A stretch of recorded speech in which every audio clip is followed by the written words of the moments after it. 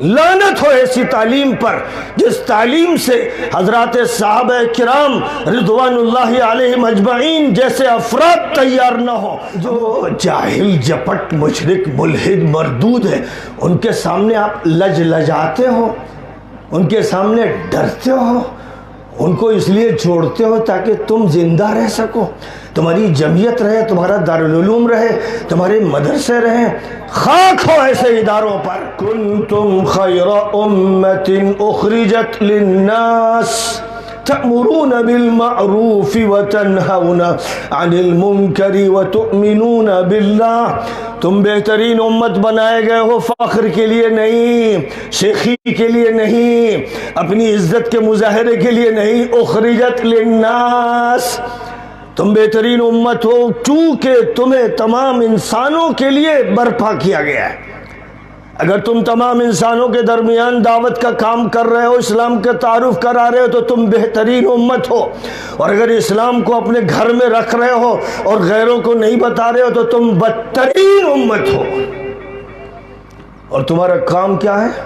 تمہارا کام ہے تأمرون بالمعروف، بھلائی کی بات کہو، حق کی بات کہو، سچی بات کہو، ڈنکے کی چوٹ پر کہو، کھل کر کہو، بغیر لجاہٹ کے کہو، بغیر ہچکچاہٹ کے کہو، حاکم سے کہو، محکوم سے کہو، پارلیمنٹیرین سے کہو، ججز سے کہو، پولیس سے کہو، فوجیوں سے کہو، تمام انسانوں تک بات پہنچاؤ، سچی بات پہنچاؤ۔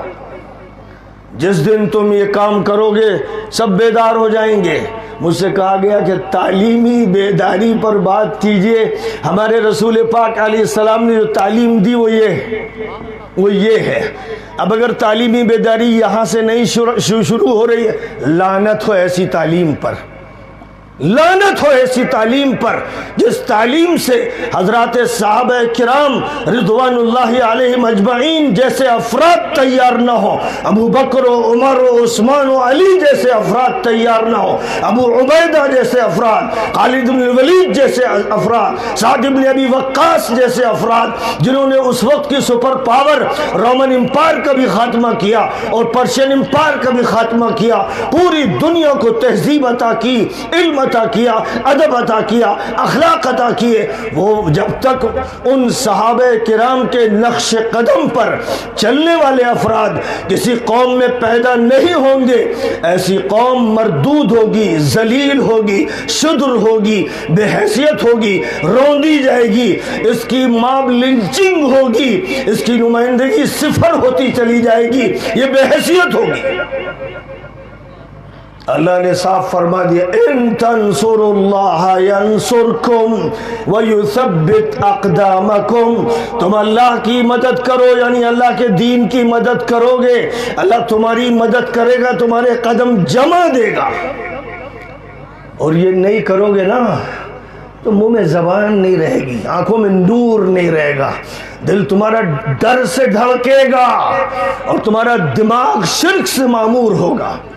یہ سارے جو حالات ہیں ملک میں یہ اس لیے ہے کہ دعوت انبیاء چھوڑ دی گئی، دعوت نبی کو چھوڑ دیا گیا، اور صحابہ کرام کا جو طریقہ تھا، فاتحانہ طریقہ تھا، معلمانہ تھا، مربیانہ تھا، مقابلے کا تھا، اسے چھوڑ دیا گیا۔ آج جو جاہل جپٹ مشرک ملحد مردود ہے ان کے سامنے آپ لجاتے ہو، ان کے سامنے ڈرتے ہو، ان کو اس لیے چھوڑتے ہو تاکہ تم زندہ رہ سکو، تمہاری جمعیت رہے، تمہارا دارالعلوم رہے، تمہارے مدرسے رہیں۔ خاک ہو ایسے اداروں پر۔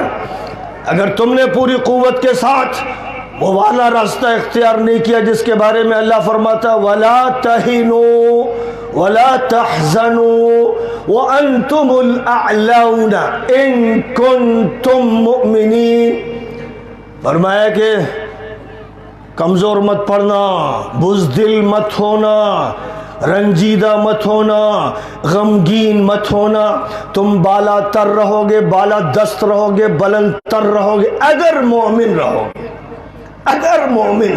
اب آپ مجھے بتائیے اگر ہم بالا تر اور بالا دست نہیں ہیں تو قرآن کی زبان میں ہم مومن نہیں ہیں۔ اللہ کہتا مومن رہو گے، ہوگے تو بالا تر ہوگے، الاعلون کا لفظ بولا گیا ہے، تو ہم بالا تر کیوں نہیں؟ اب میں بتاؤں آپ کو، ایک تو وہ بات ہے کہ نبی کا طریقہ چھوڑا گیا، صحابہ کا طریقہ چھوڑا گیا، آل بیت کا طریقہ چھوڑا گیا، اور دوسری وجہ معلوم کیا ہے؟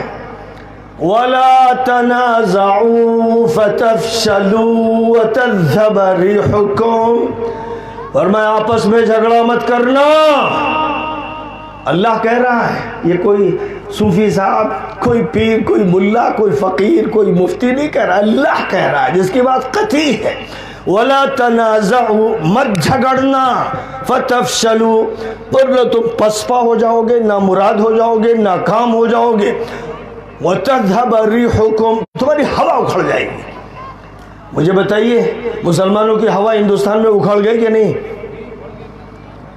مسلمانوں کے جھگڑوں نے انہیں ذلیل کر دیا کہ نہیں؟ ناکامی ان کے سر پہ مسلط ہو گئی کہ نہیں؟ 3000 سال سے جو دلت تھے آج وہ پارلیمنٹ میں ممبر ہیں، آج وہ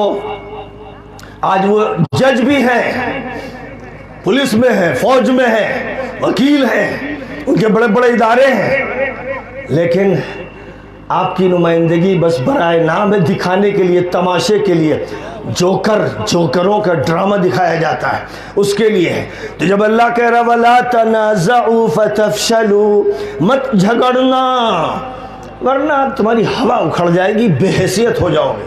اور دوسری طرف فرمایا وَاعْتَصِمُوا بِحَبْلِ اللَّهِ جَمِيعًا وَلَا تَفَرَّقُوا، اللہ کی رسی کو سب لوگ سب مل کر مضبوطی سے تھام لو، اور فرقوں میں مت بٹنا، پارٹیوں میں، جتھوں میں، جماعتوں میں، جمعیتوں میں اور مختلف حلقوں میں مت بٹنا، یہ اللہ کہہ رہا ہے۔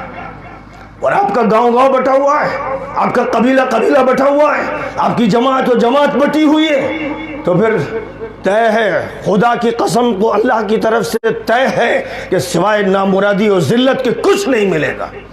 فیصلہ کرو۔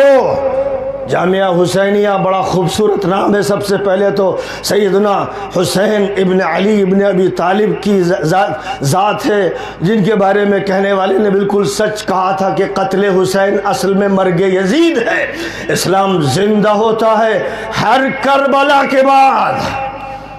صحیح کہا تھا۔ ایک نسبت یہ حضرت حسین کی طرف ہے، وہی اصل ہے، اسی نسبت سے شیخ الاسلام حضرت مولانا سید حسین احمد مدنی کا نام ان کے والد نے حسین رکھا، اسی نسبت سے حسین احمد، یعنی احمد تو رسول کا نام ہے، اب احمد کے حسین۔ اور اس میں کوئی شک نہیں کہ حضرت شیخ الاسلام مولانا حسین احمد مدنی ایک ایسے مجاہد تھے، ایک ایسے عبقری تھے، ایک ایسے جینیس تھے، ایک ایسے اللہ والے، شب بیدار اور دل میں حریت اور آزادی کی جد و جہد کرنے والے، اپنے استاد شیخ الہند حضرت مولانا محمود حسن دیوبندی رحمۃ اللہ علیہ کے ساتھ مالٹا کی جیل میں سخت وقت گزارنے والے، اور اس کے بعد پھر یہاں تشریف لانے والے۔ 1919 میں تو جمعیت کا قیام ہو گیا تھا، 1920 میں شیخ الہند کا کہنا تھا کہ پورے ہندوستان کے لیے ایک عمارت ہونی چاہیے، ایک امیر ہو ہمارا، بغیر امیر کے ہماری زندگی درست نہیں ہے۔ کاش کے لوگ اس وقت مان لیتے تو اس ملک میں جمعیت العلماء کی حکومت ہوتی، امیر ہوتا۔ اور سن 47 سے بہت پہلے کی بات ہے، یہ بات ہے 19 اور 20 کی، لیکن لوگ اندھے ہیں، لوگ بہرے ہیں، نہ نبی کی بات سنتے ہیں، نہ نبی کے جانشینوں کی بات سنتے ہیں، اس لیے مارے جاتے ہیں، توڑے جاتے ہیں۔ آج میں خادم حضرت مولانا حسین احمد مدنی کی گود میں مجھے 3 سال کی عمر میں دیا گیا، اور حضرت نے مجھے اپنی محبت اور پیار دیا، اور میرے دادا حضرت سید یوسف حسینی کے گھر میں حضرت کا مظفر نگر میں قیام رہتا تھا، اور میرے نانا ڈاکٹر سید عبدالعلی حسنی رحمۃ اللہ علیہ کے گھر میں لکھنؤ میں حضرت مدنی کا قیام رہتا تھا۔ میرے دادا بھی اور میرے نانا بھی دونوں مولانا حسین احمد مدنی کے عاشق زار تھے، وفادار تھے، جانثار تھے۔ لیکن وہ لوگ ہیں صحیح مدنی جو آقا مدینہ حضرت محمد مصطفیٰ صلی اللہ علیہ وسلم کی صدا لگا دیں، اور جس دن یہ ہوگا میں مونگیر میں تھا اور اس کے بعد ارریہ میں تھا، وہاں پر ایک سوامی جی دلی سے تشریف لائے تھے، انہوں نے تقریر میں اعتراف کیا کہ لا الہ الا اللہ برحق ہے، قرآن برحق ہے، نبی صلی اللہ علیہ وسلم برحق ہے، اور میں نے ان کے سامنے پھر 1 گھنٹہ تقریر کی اور یہ بتایا کہ اسلام ہے جو اصلاً سناتن دھرم ہے، جس کو تم نے سناتن دھرم کہہ دیا، وہ اسلام ہے۔ اگر سناتن دھرم پر عمل کرنا چاہتے ہو تو اسلام کے بغیر چارہ کار نہیں، اور اسلام کا مطلب ہے ایشور کو ماننا، پرمیشور کو ماننا، اللہ کی ماننا اور مالک کی ماننا اور خالق کی ماننا۔ تو وہ سنت، وہ مہنت، وہ سوامی مسلسل ایجاب میں سر ہلاتے رہے۔ میں نے ان سے کہا کہ آپ یہ مانتے ہیں؟ کہا کہ بالکل مانتا ہوں۔ اس لیے میں ڈنکے کی چوٹ پہ کہتا ہوں پورے ملک کے سنت اور مہنت میرے ساتھ کھڑے ہوئے ہیں اس مسئلے میں، اور میں ہر جگہ ان کے بڑے بڑے مجمعوں میں تقریر کر کے یہ کہتا ہوں کہ سناتن دھرم وہ ہے جس کو ہم بتاتے ہیں کہ وہ اسلام ہے۔ قرآن میں اسے اسلام کہا گیا، آپ کے ہاں اسے سناتن دھرم کہا گیا۔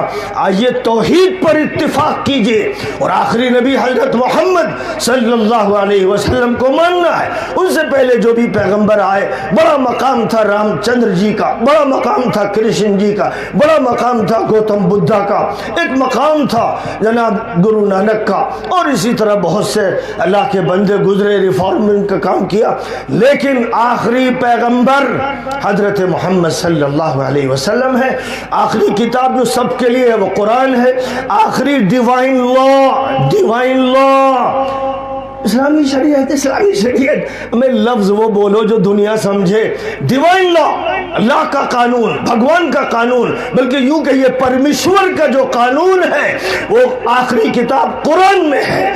جس دن قرآن پر عمل ہوگا صحیح آزادی ملک کو حاصل ہوگی، فرقہ واریت کا خاتمہ ہو جائے گا، نہ مسلمانوں میں فرقہ واریت قبول کی جائے گی، نہ غیر مسلموں اور مسلمانوں کے درمیان فرقہ واریت قبول کی جائے گی۔ انشاءاللہ جب تک دم میں دم ہے فرقہ واریت کو ہم پیروں تلے رون دیں گے، ہم اس کا مقابلہ کریں گے پوری طاقت سے، تمام اہل مذاہب کو لے کر، اور اتحاد امت اور اتحاد ملت کے ساتھ۔ اے اللہ ہم سب کو توفیق عطا فرما، وآخر دعوانا الحمدللہ رب